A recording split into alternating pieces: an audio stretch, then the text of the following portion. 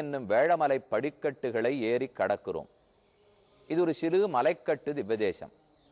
இதில் மொத்தம் 24 படிக்கட்டுகள் உள்ளன. இந்த திவ்யதேசத்தே சுற்றுப்புறம் இருக்கக்கூடிய மதில் கற்களும் 24 வரிசையிலே உள்ளன. நாம் பெருமான சேவிப்பதற்காக ஏறும் மலையிலேயும் 24 படிக்கட்டுகள் உள்ளன. திருக்குளத்திலேயும் 24 படிக்கட்டுகள் உள்ளன. எவ்வளவு ஆச்சரியமான எண்ணிக்கை பார்த்தீர்களா?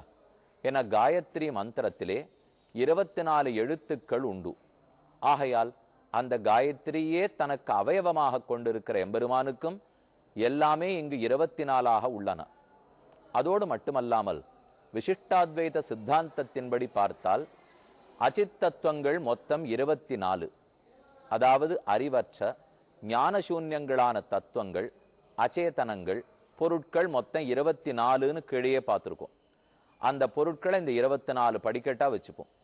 அதை தாண்டி மேல் தளத்துக்கு போறோம் இல்லையோ, அது 25வது தத்துவமான ஜீவாத்ம தத்துவத்தை குறிக்கும்.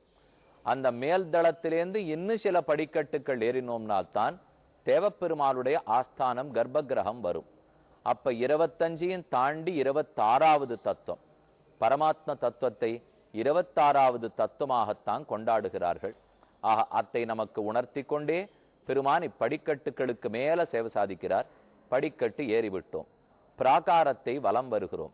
பிராகாரத்தின் ஓர் கூடியிலே தற்போது இருக்கிறோம். இதற்கு 2 பெருமைகள் உண்டு. முதல் பெருமையை முதல்ல சொல்றேன். மிக உயர்ந்த பெருமையை பற்றி 2வது பார்க்கலாம். இங்கே தங்க பல்லி, வெள்ளி பல்லி, இந்த 2 ரொம்ப முக்கியமாக கருதப்படுகிறது.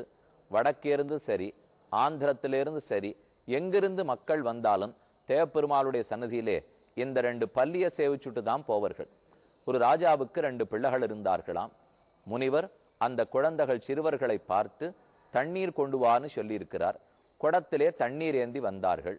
அதை சரிவர மூடாம விட்டுட்டபடியாலே குடத்தில் பல்லி இருந்திருக்கிறது, விழுந்து விட்டது. முனிவர் தண்ணீரை எடுத்திருக்கிறார். அதுல பல்லி இருக்குன்னு பார்த்த உடனே நல்ல செயலுக்கு பயன்படுத்த வேண்டிய தண்ணீரில் இப்படி பல்லி விழுந்து விட்டதே என்று கோபத்தோடே அந்த 2 சிறுவர்களையும் நீங்கள் பல்லிகளாக போய் பிறப்பீர்கள் என்று சபித்தார். சிறுவர்களுக்கு வருத்தம். முனிவரிடத்தே பிரார்த்தித்தார்கள், இந்த சாபத்திலிருந்து விமோசனம் எப்படி என்று. அப்ப முனிவர் சொல்றார், சத்தியவிரத கஷேத்திரமா காஞ்சிக்கு போய் ஹஸ்திகிரீசனான எம்பெருமானை வணங்குவீர்கள். அவ்வெம்பெருமானுடைய அருளாலே உங்களுக்கு சாப விமோசனம் ஏற்படும் என்று சொன்னாராம். அதனாலதான் இந்த 2 பேரும் பல்லி உருவத்தோட இங்கே இருந்து பெருமானை சேவித்து விமோசனம் பெற்றார்கள். இன்னைக்கும் அந்த பல்லியை தொட்டு சேவித்தோம் என்னால் நம்முடைய சகல வியாதிகளும் தொலையும், பாப விமோசனம் ஏற்படும் என்று நம்பப்படுகிறது. அந்த பல்லியை சேவிச்சுட்டோம். அது ஒரு பக்கம் இருக்கட்டும். நம்ம சம்சாரமே சாபந்தான். சம்சாரம் என்னும் சாபத்திலிருந்து வெளியே வருவதற்கு பகவத் ராமானுஜரன்னோ நமக்கு வழிகாட்டி கொடுத்தார். அந்த ராமானுஜரை தேவப்பெருமாளுக்கு அடியவராக ஆக்கின பெருமையே திருக்கச்சி நம்பிகள் என்கிற ஆச்சாரியனை சாரும். திருக்கச்சி நம்பிகளை பத்தி சொல்றேன்னுட்டு கீழே ஒரு நாள் உங்களிடத்தே தெரிவித்திருந்தேன். பூவிருந்தவல்லி, ஸ்ரீபெரும்புதூருக்கும் சென்னைக்கும் நடுவிலே பூவிருந்தவல்லின்னு கேள்விப்பட்டிருக்கிறோம்.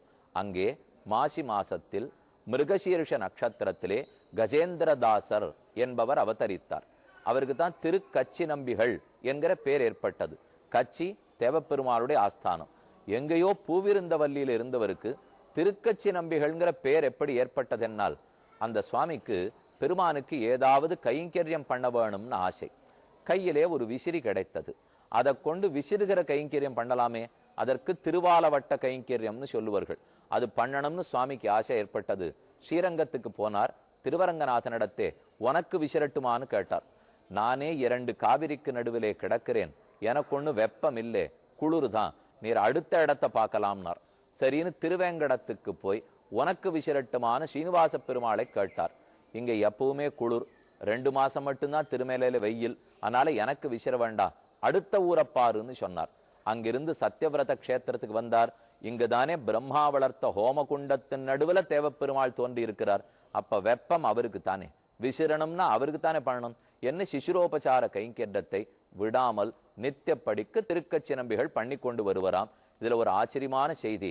அர்ச்சாமூர்த்தி விக்கிரக ரூபத்துல தானே தேவப்பெருமாள் இருக்கார். பேச மாட்டாரோ இல்லையோ, நிஜமா விபவாவதாரம், கிருஷ்ணாவதாரம், ராமாவதாரம் பேசும். ஆனா அர்ச்சாரூபத்தில் இருக்கிற விக்கிரகங்கள் பேசாது. விதிவிலக்கு திருக்கச்சி நம்பிகள். ஏன்னா தேவப்பெருமாள் தன் வாய் திறந்து விக்கிரகங்கிறதையும் மறந்து திருக்கச்சி நம்பிகளோட ஆசையோட பேசிக் கொண்டிருப்பாராம். அருளாளர் உடன் மொழி சொல், அருளாளரோடே பேசக்கூடிய திறன் படைத்தவர் திருக்கச்சி நம்பிகள். அந்த கச்சி நம்பிகள் நித்தியம் கைங்கரமான இல்லையோ, அதற்காகத்தான் இப்போது நாம் சேவிக்கிற மண்டபம் கச்சிக்கு வாய்த்தான் மண்டபம் என்று பெயர். இந்த மண்டபத்துல சாயங்காலமான பெருமாள் வந்து எழுந்தருளி இருப்பாராம். அப்ப திருக்கச்சி நம்பிகள் திருவாலவட்டம் பரிமாறுவர். கொஞ்ச நேரம் அவர்கிட்ட விசிற கைங்கரத்தை வாங்கினுட்டு, நீர் ஊருக்கு போயிட்டு வரோம், நான் ஆஸ்தானத்துக்கு போறேன் அப்படின்னு தேவப்பெருமாள் உள்ள போயிடுவாராம். அத்தனை ஆசையோட பேசி கொண்டிருந்திருக்கிறார். நமக்கு அந்த பாக்கியத்தை நினைச்சு கூட பார்க்கறதுக்கு முடியாது. அதனால அவர்தான் தேவராஜ அஷ்டகம் என்கிற 8 ஸ்லோகங்கள் தேவப்பெருமாளை குறித்து பாடியிருக்கிறார். அந்த கச்சிக்கு வாய்த்தான் மண்டபத்தை சேவிச்சுட்டோம்.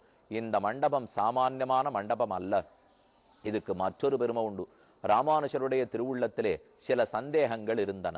அதை திருக்கச்சி நம்பிகளிடத்துல பிரார்த்திக்கிறார். திருக்கச்சி நம்பிகள் ஆளவந்தாருடைய சிஷ்யர். ராமானுஜர் நேர ஆளவந்தாரிடத்துல போய் காலக்ஷேபம் உபதேசம் பெற்றுக்கிற வாய்ப்பு கிட்டவில்லை. மேலும் ராமானுஜருக்கு யார தன்னுடைய ஆச்சாரியனா ஏற்றுக்கொள்ள வேணுங்கிற சந்தேகம் வேறு இருந்தது. இதெல்லாத்தையும் தீர்த்துக்கணுங்கிற ஆசையோட திருக்கச்சி நம்பிகளிடத்துல வேண்டி, எங்கிட்ட இருக்கிற சந்தேகத்தை எல்லாம் தேவப்பெருமாளிடத்துல சொல்லி நீர்தான் பதில் வாங்கி கொடுக்க வேண்டும், உம்மகிட்ட தானே அவர் பேசுறார் என்று பிரார்த்திக்க, ஆலவட்டம் செய்கிற சாக்கில் நாமும் கேட்டுடுவோம் அப்படின்னு திருக்கச்சியம்பேள் நிற்கிறார். ஒரு நாள் திருவாலவட்டம் விசிற கைங்கரம் முடிஞ்சு போச்சு, புறப்படணும் இல்லையோ. தேவப்பெருமாள் பார்த்தார், இவர் நகர மாட்டேங்கிறார். நம்பிகளே, என்ன இந்த இடத்துல என்னமோ நிற்கிறீர், என்ன வேணும் உமக்குன்னா? இல்லே, இந்த மாதிரி ராமானுஜர் இளையாழ்வார் சொன்னார், அவர் மனசுல ஏதோ சந்தேகங்கள் இருக்கிறதாம் அப்படின்னு வாய்விட்டு பேசுறதுக்குள்ளாக தேவப்பெருமாள் தன் சோதி வாய் திறந்து அர்ச்சா சமாதியை கொலைத்து கொண்டு 6 வார்த்தைகள் அனுகிரகித்தான். இன்னைக்கும் அத்தனை திவ்யதேச தெம்பெருமான்களை காட்டிலும் தேவப்பெருமாளுக்கு ஒரு பெருமைன்னா இந்த 6 வார்த்தைகள் சொன்னதுதான். இதை தேவப்பெருமான் அருளி செய்த 6 வார்த்தைகள்னு சொல்லுவார்கள். ஆச்சரியமான 6 சொற்றொடர்கள். அகமேவ பரந்தத்வம், தரிசனம் பேதயேவச்ச, உபாயேஷு பிரபத்தி சியாத், அந்திமஸ்மிருதி வர்ஜனம், தேகாவசானே முக்தி சியாத், பூர்ணாச்சாரிய சமாஸ்ரயா என்ன இந்த 6 வார்த்தைகள். அர்த்தத்தை சுருக்கமா சொல்றேன். இந்த 6ஐயும் நாம தெரிஞ்சுக்கணும்னா 6 ஆண்டுகள் பிடிக்கும். அவ்வளவு ஆச்சரியமான திருவாக்கு பெருமானது. அகமேவ பரந்தத்வம், நானே தெய்வங்களுக்குள்ளெல்லாம் தலைவன். தேவப்பெருமாள் பேரருளாளன் தேவாதிராஜன் நானே, பரதேவத்தை நான். அவர் நிற்கிற தோரணையிலேயே தெரிஞ்சிடும் இவர் தான் பரதேவத்தைன்னு. அகமேவ பரந்தத்வம், தரிசனம் பேதயேவச்ச, தரிசனம்னா சித்தாந்தம், இது எம்பெருமானார் தரிசனம்னு சொல்லுகிறோம் இல்லையோ. பேதயேவச்ச, ஐக்கியம், அத்வைத்தம் சித்தாந்தம் அல்ல, விசிஷ்டாத்வைத்தம் சித்தாந்தம். பரமாத்மா வேறு, ஜீவாத்மா வேறு, அச்சித் வேறு, மூவரும் ஒன்று என்று நினைத்து கொள்வது தவறான கொள்கை. வேதாந்தத்தின் கொள்கை அது அல்ல. தரிசனம் பேதயேவச்ச, இது 2வது வார்த்தை. உபாயேஷு பிரபத்தி சியாது, என்னை அடையக்கூடிய வழிகளுக்குள்ளே ரொம்ப சுலபமான சிறந்த வழி சரணாகதியே, அதை என்னிடத்தில் செய்யுங்கோள். அந்திமஸ்மிருதி வர்ஜனம், அப்படி சரணாகதி பண்ணியவர்களுக்கு மரணப்படுக்கையில இருக்கும் போது என்ன நினைச்சாத்தான் மோட்சம்ங்கிறது அல்ல, அவர்கள் நினைக்க வேண்டிய பொறுப்பை நான் சுமந்து கொண்டு அவர்களை சுலபமாக மோட்சத்துக்கு அழைத்து செல்லுகிறேன். 4வது வார்த்தை. 5வது வார்த்தை சொன்னார், எப்போது இவனுக்கு முக்தி கிடைக்கும் நாள், தேகாவசானே முக்தி சியாது, கர்மம் தொலைகிற அளவுக்கு காத்துட்டு இருக்க வேண்டாம். எந்த சரீரத்தோட சரணாகதி அனுஷ்டித்தானோ அந்த சரீரத்தின் முடிவிலேயே அவனுக்கு முக்தி. 5வது வார்த்தை. கடைசி 6வது வார்த்தை, ராமானுஜர் பெரிய நம்பிகளை தனக்கு ஆச்சாரியனாக கொள்ளட்டும், பூர்ணாச்சாரிய சமாஸ்ரயா. ஆக 6 உயர்ந்த வார்த்தைகள். திரும்ப சொல்றேன், ஞாபகத்திலே கொள்க. அகமேவ பரந்தத்வம், தரிசனம் பேதயேவச்ச, உபாயேஷு பிரபத்தி சியாத், அந்திமஸ்மிருதி வர்ஜனம், தேகாவசானே முக்தி சியாத், பூர்ணாச்சாரிய சமாஸ்ரயா. அந்த திருவாக்குகளை பெருமான் உதிர்த்ததே இதோ இந்த இடத்திலே இருந்து கொண்டுதான். அதனால உலகத்துக்கே வழிகாட்டிகளா இருக்கக்கூடிய 6 வார்த்தை பிறந்த இடத்தை சேவிச்சுண்டோம். திருக்கச்சி நம்பிகளுக்கு ஒரே ஆனந்தம். இந்த வார்த்தைகளை நேர வந்து ராமானுஜர் இடத்துல சொன்னார். ராமானுஜருக்கு அதை விட ஆனந்தம். இன்னும் என்ன சந்தேகம்னு திருக்கச்சி நம்பிகள் சொல்லவே இல்லை. அதற்குள்ள ராமானுஜர் உள்ளத்துல என்ன சந்தேகம் இருக்குன்னு புரிஞ்சுண்டு பெருமாளே சொல்லிவிட்டார் அல்லவா. ஆனாலே பூதூராரான ராமானுஜருக்கு 6 வார்த்தைகளை பெற்றுக் கொடுத்த வள்ளல் திருக்கச்சி நம்பிகள். அவர் கைங்கரியம் பண்ணின மண்டபத்தையும் சேவித்து கொண்டோம். இனி அத்தோடே கூட 11வது அத்தியாயம் 8